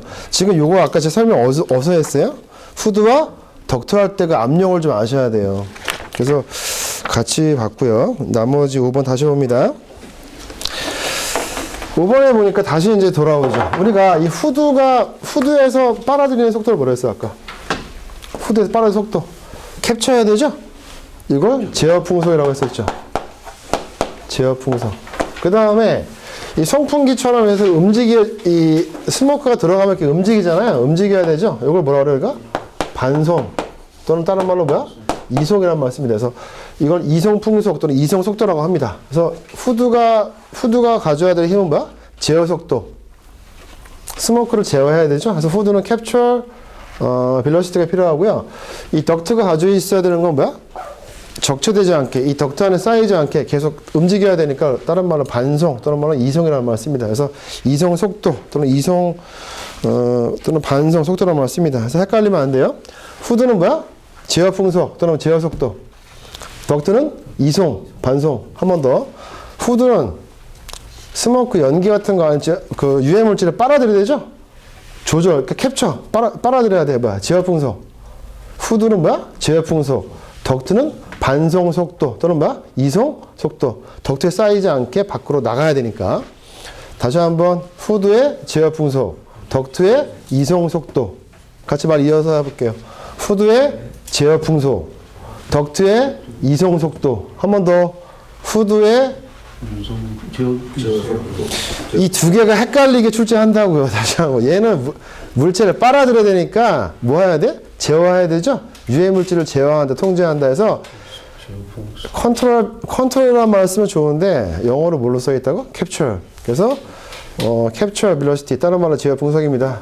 후드의 제어 풍속, 덕트에는 뭐야? 반송 속도 또는 뭐야? 이송 속도. 이걸 헷갈리지 않게 좀 보시고요.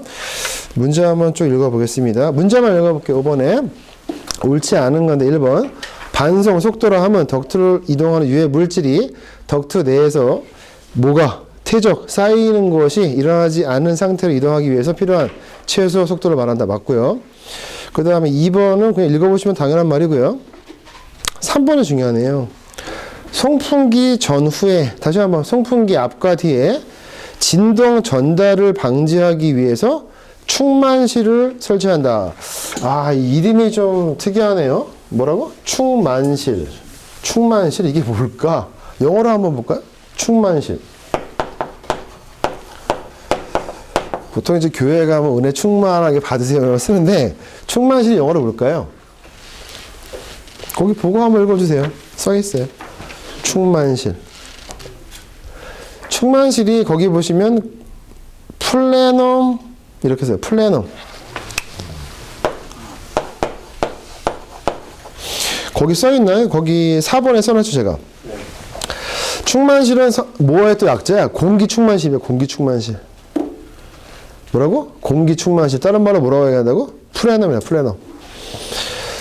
그래서 공기충만실, 플래넘이란 공기의 흐름을 균일하게 유지시켜주기 위해서라는 표현을 기억해야 됩니다. 공기의 흐름을 균일하게 유지시켜주기 위해서 후드나 덕트에 큰 공간을 말한다. 공기의 흐름. 다른 말로 뭐야? 속도죠, 속도.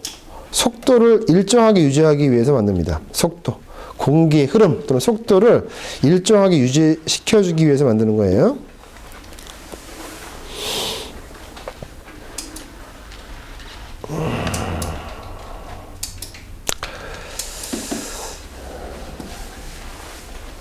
그거 읽어보죠. 그 4번도 그 지침에 나와 있는 건데 계속 읽어주세요, 선생님. 플래너, 충만실의 이용. 3번부터요? 아니, 이거 4호부터, 4호. 그 해설의 4호. 아, 4호. 예. 충만실의 이용. 네. 플래너 혹은 공기 충만실이란 공기의 흐름을 균일하게 유지시켜주기 위해 후드나 덕트의 큰 공간을 말한다. 슬롯 후드의 외형 단면적이 연결 덕트의 단면적보다 현저히 큰 경우에는 밑줄 한번 쳐볼게요. 슬롯 후드의 외형 단면적이 연결 덕트의 단면적보다 현저히 크다 이렇게 했어요. 그러면 혹시 우리가 청소기 사용하실 때 청소기 할 때 이렇게 요런 모양으로 이렇게 빨아들이는 요런 모양 본 적 있으시죠? 이렇게 달아가지고 이렇게 뭐 빨아들이잖아요. 여기 이제 슬롯인데, 슬롯 후드예요, 지금. 슬롯 후드인데, 여기서 빨아들이는데 지금 보시면 지문이 뭐냐면, 슬롯 후드의 외형 단면적이 연결 덕트의 단면적보다 현저히 크다. 그러면 덕트가 여기 있을 텐데, 요렇게 작아요. 무슨 말이야? 빨아들이는 거는 엄청나게 빨아들이는데, 얘가 들어가서 요 연결되는 덕트. 얘가 그만큼 커야 되는데 어때 지금? 작죠? 그럼 어떻게 될까? 막히겠죠. 여기서 막 들어갔는데 빠져나가고 싶은데 되게 작잖아요. 이럴 때 얘는 큰데 얘는 큰데 얘는 작아. 작아. 그럼 언밸런스잖아요. 이럴 때 여기 빨아들이는 거를 여기 덕트가 어차피 작게밖에 안 되나 봐요. 이 위치상의 어떤 그 환경상에. 그랬을 때 얘가 머무를 수 있는 방을 하나 만들어주는 거야. 방, 챔버. 이해가세요? 이 말이 무슨 말이냐면, 누가 만약에 대식가야, 많이 먹었어. 근데 이 사람이 소화 능력은 좀 안 돼. 그럼 잠깐 먹은 게 좀 머물러 있어야 되겠죠? 약간 그런 느낌으로 보시면 돼요. 다시 한번 읽어볼게요. 시험에 나올 수 있는 게 이게 제가 만든 지문이 아니고 지침에 나와 있어요. 뭐라고 되어 있냐면 슬롯 후드의 외형 단면적이 연결 덕트의 단면적보다 현저히 작은 경우, 큰 경우. 큰 경우에는 이렇게 되어 있죠. 그러니까 누가 크다는 거야? 후드가 크다는 거죠. 그러니까 많이 빨아들였을 때 이런 말이겠네요. 후드가 큰 경우에는 후드와 덕트 사이에 뭐를? 플래넘 챔버를 설치해서 하여 이때 충만실의 깊이는 덕트 지름의 얼마? 0.75배 이상으로 하거나 충만실의 기류 속도를 슬로트 개구면 속도의 얼마? 0.5배 이내로 한다. 그 부분이 시험에 나올 수가 있어요. 충만실의 깊이는 얼마? 덕트 지름의 0.75배. 즉 깊이죠, 깊이. 속도가 빨라요, 늦어요? 선생님들 약간 느낌 잡아볼게요. 지금 보시면 그 속도가 나오죠. 충만실의 속도를 슬롯이 얘죠. 빨아들이는 것보다 충만실에 빨리 들어가면 안 되겠죠. 그 얘가 만약 속도가 1이면 이거 여기가 얼마? 여기서는 0.5 이 뜻이죠.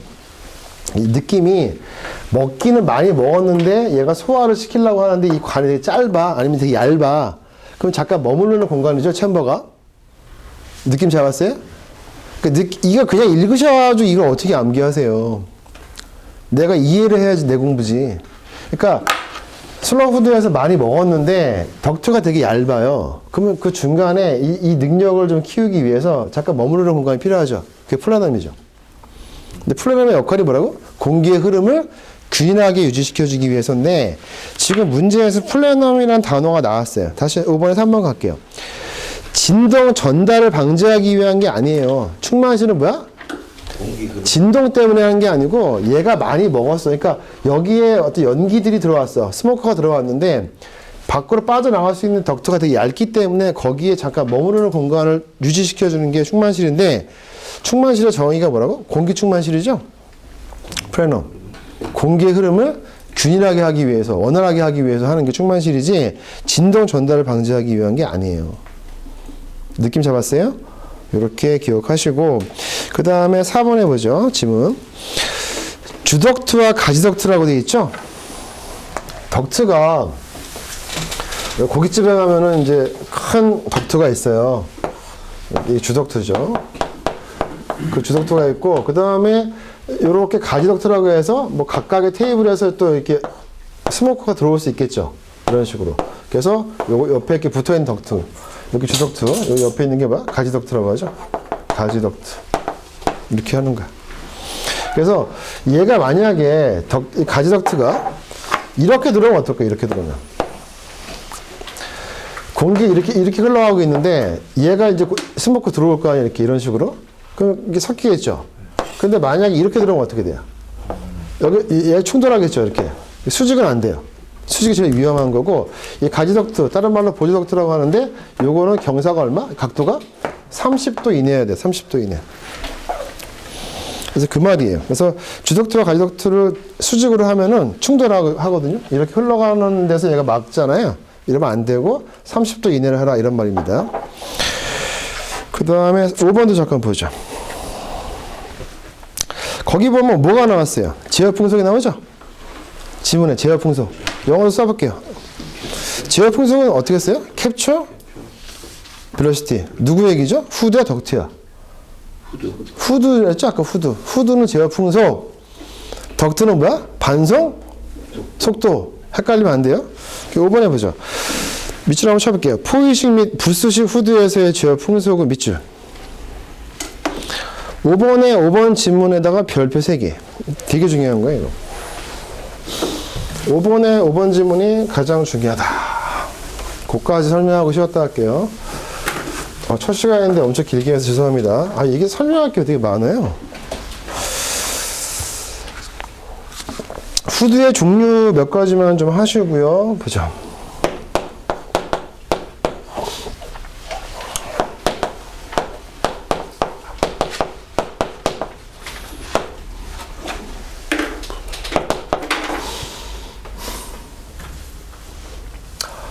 후드에서 가장 좋은 게 뭐야? 포이식이죠?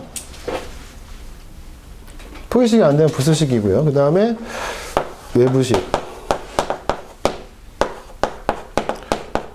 레시버식.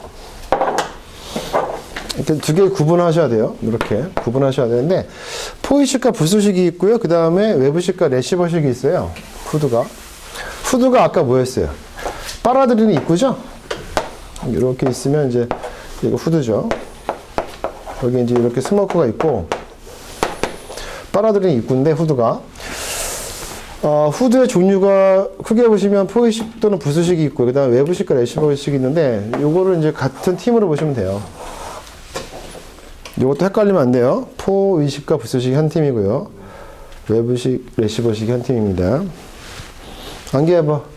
너 포부가 뭐야? 이렇게 하니까 누가, 포부가 잘 먹고 잘 사는 거지. 그러니까, 그런, 이렇게, 저천적인 거 말고, 포부가 왜 이래? 해서, 포부, 왜 이래? 이렇게 해봐. 포부 왜 이래? 포부 왜 이래?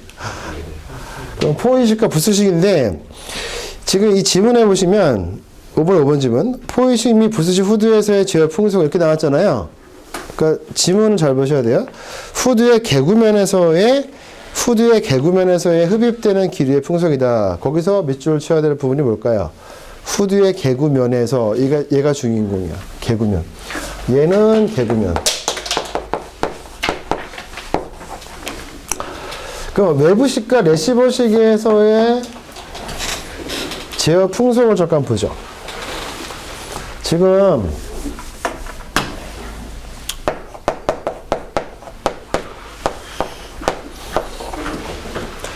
캡처, 너 막 쓴다 글씨를. 캡처 벨로시티입니다. 주어가 뭐야? 후드의 제어 풍속은 이렇게 물었어요. 포이식과 부스식은 어디에서? 개구면에서.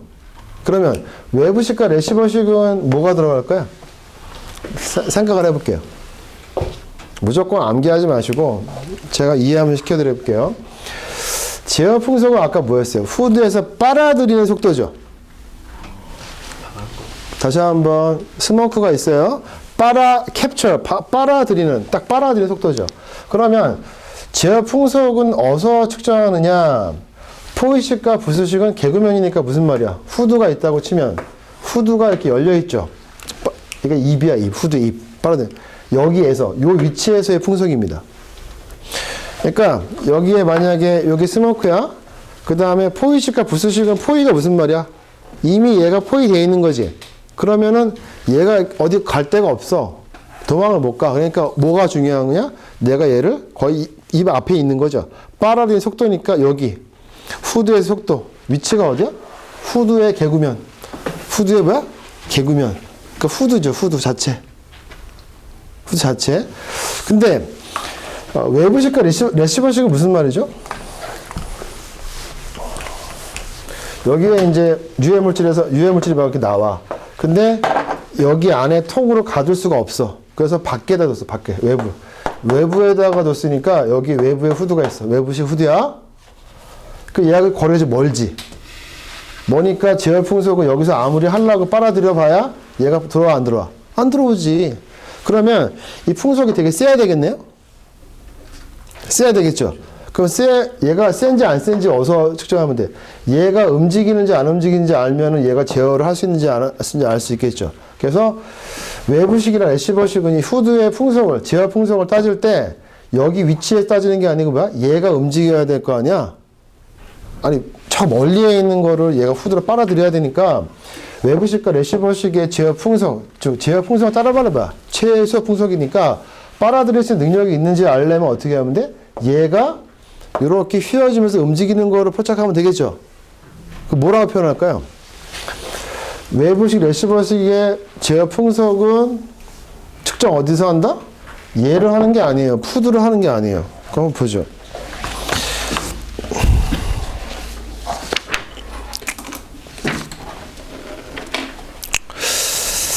거기 2번에 중요한 말 있습니다. 2호에 제가 해설 달아주면서 밑줄을 친 부분은요, 그냥 대충 넘기시면 안 되는 부분들이 많아요. 다만자부터 볼게요. 다만 포이식 및 부스식 후드에서는 후드의 개구면에서 흡입되는 기류의 풍속을 말하면 이 주어가 뭐죠? 주어가? 제어 풍속은 이 주어입니다. 다시 한번 2호의 주어가 뭐라고?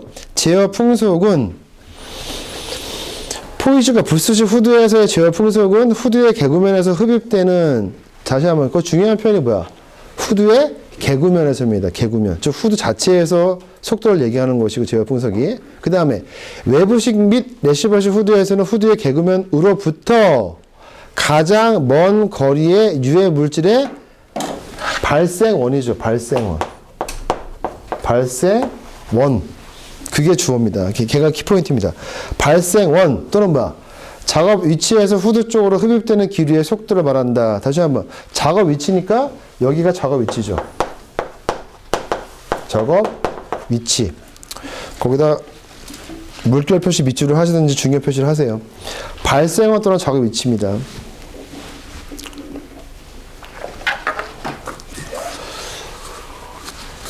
이게 별말 아닌 것 같은데 시험에서 가장 잘 내요. 다시 한번. 후드에서는 풍속이 뭐라고? 제어 풍속이죠. 포이식과 부스식은 이미 안에 들어와 있기 때문에 제어 풍속을 어디서 측정한다고? 개구부. 후드의 개구부. 후드 자체. 그 다음에 외부식과 레시버식이 멀리 있죠? 그러면 제어 풍속 어떻게 따진다? 발생원 또는 뭐야? 작업 위치. 거기에서 얘가 움직이는지 안 움직이는지 따져야 되기 때문에 발생원 또는 작업 위치인데, 그렇게 암기를 하시고 표현 어떻게 쓰겠어요? 다시 한번 읽어볼게요. 외부식 및 레시버식 후드에서는 후드의 개구면으로부터 가장 어디? 먼 거리의 유해 물질의 발생원입니다. 그래서 발생원이 여러 개 있을 때 가장 먼데 거기에 있는 걸 얘가 컨트롤할 수 있냐, 캡처할 수 있냐, 그걸 따지는 거기 때문에 원래 제어 풍속의 정의가 뭐죠? 제어 풍속은 읽어볼게요. 2호. 제어 풍속, 다른 말로 포착 속도, 캡처 벨로시티는 후드 전면 또는 후드 개구면에서 유해 물질이 함유된 공기를 당의 후드로 흡입시킴으로써 그 지점의 유해 물질을 제어할 수 있는 공기 속도, 다른 말로 최소 속도를 얘기하는 거거든요. 그 다음에 거기 보시면 제어 풍속을 조절하기 위해서, 그것도 중요합니다. 제어 풍속이라는 게 아까 뭐였어요? 포착하는 속도죠. 근데 너무 세거나 너무 약할 수가 있죠. 그래서 그 풍속을 조절하기 위해서 각 후드마다 댐퍼를 설치한다. 댐퍼 혹시 아시는 분 계시나요? 댐퍼 아시는 분 계시나요? 네? 날개 같은 거? 맞아요. 날개를 해가지고 너무 세면 약간 닫고 너무 약하면 약간 열고 하는 게 댐퍼죠. 그래서 댐퍼인데요. 댐퍼 설치하는 이유가 뭐라고? 풍속을 조절하기 위해서 밑줄. 다만 압력 평형 방법에 의해서, 한 번 더 읽어볼게요. 압력 평형 방법에 의해 설치된 국서배기 장치에는 가능한 한 댐퍼를 사용하지 않는 것이 원칙이다. 왜? 자체적으로 압력을 평형을 유지하는 게 있기 때문에 댐퍼를 사용하지 않는 게 원칙입니다. 그래서 그것도 시험을 잘 내요. 이렇게까지 기억하시면 되고, 더 하면 힘들 것 같으니까 그 정도 할 건데, 지금 설명이 됐는지 모르겠지만 제가 중요하다 얘기한 부분은 시험에 나왔던 부분이고 또 나올 거고 하니까 이게 2차 시험도 잘 나와요. 3차도 잘 나오고. 이게 아주 기본인데 이게 어렵게만 암기만 하시면 안 되고 포의식과 부수식은 안에 갇혀 있으니까 후드 자체, 즉 계급에서 속도를 가지고 제압풍소리를 하는 것이고 멀리 있을 때는 뭐야? 가장 먼 위치에서의 얘가 움직이냐 안 움직이냐. 근데 그런 표현을 잘 하셔야 돼요. 후드의 개그맨은 또 가장 먼 위치의 발생원 또는 작업 위치 이런 표현을 좀 기억하셔서 암기하셔라 이렇게 보시면 되고요. 여기까지 해보니까 지금 어때요? 시험이 어려우셔. 공부하면 되겠죠? 근데 안 하고 그냥 들어가시면 이거 뭐 거의 찍고 나오셔야 될 것 같아요. 마무리하겠습니다. 그래서 질문 하나 해볼게요. 오늘 공부한 것 중에서. 직업병하고 작업 관련성 질병의 차이를 한번 얘기해 보세요. 이렇게 했어요. 멘티 선생님. 선생님? 차이점이 뭐죠? 정의가. 직업병이 뭐고 작업 관련성 질병이 뭐죠?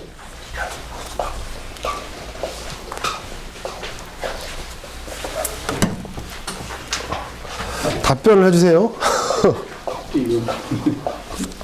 직업병은 무슨 말이야? 업무 관련성이 있는 거죠? 업무만 따지는 거죠? 업무만. 네. 그 다음에 작업 관련성 질병은요? 업무 관련 플러스 업무 플러스 업무 외적인 뭐 본인 가지고 있는 지병이라든가 아니면 뭐 회사 밖에서의 어떤 상황 이런 걸 따지는 게 뭐야? 작업 관련성 질병이다. 그 다음에 직업병 1위가 뭐였어요? 난청. 아니, 공부했으면 남는 게 있어야지. 난청이죠? 그 다음에 작업 관련성 질병에서 1등이 누구죠? 신체 부담. 신체 부담 작업. 부담 작업. 이렇게 기억하시면 됩니다. 고생하셨고요. 공부를 이제 계속 또 다음 시간에 할 건데, 제가 이게 교재 해설을 달면서 느끼는 게 뭐냐면, 이거를 과연 책만 사가지고 혼자 열심히 공부할 수는 있겠지만, 좀 이해를 좀 같이 하고 암기도 좀 재밌게 하는 방법을 개발하지 않는 한 재미가 한 개도 없어요. 이거는 읽어봐야. 근데 나름대로 재미있는 방법을 개발한 게 어떤 거야? 내가 알아들을 수 있는 공부를 하는 거야. 그냥 글자를 보시고 공부를 하지 마시고 생각을 하라고. 아까 우리가 챔버 같은 경우는 거기 써 있는 거 그대로 지문을 보시면은 잘 안 와닿아요. 근데 많이 먹었는데 내가 소화시킬 수 있는 어떤 뭐 장기, 뭐 소장 대장이 되게 작다. 그러면 머무를 수 있는 공간이 필요하죠. 그게 뭐였어요? 챔버. 영어로 공기 충만실이죠. 그래서 내가 와닿을 수 있는 수준의 어떤 공부를 하는 게 가장 좋은 공부지 그냥 글자만 가지고 이해하겠다라고 치면 어려워요. 그 다음에 지금 공부할 때 정기분포 이런 말 나왔었는데 잘 모르겠으면 키워드로 암기를 하시면 돼요. 다 이해하겠다고 하지 마시고 제가 또 그렇게 이해시키는 것도 별로 좋아하지 않은데 시험의 수준은 높아요. 근데 수험생의 수준은 높이지 않으시면 문제를 못 풀어요.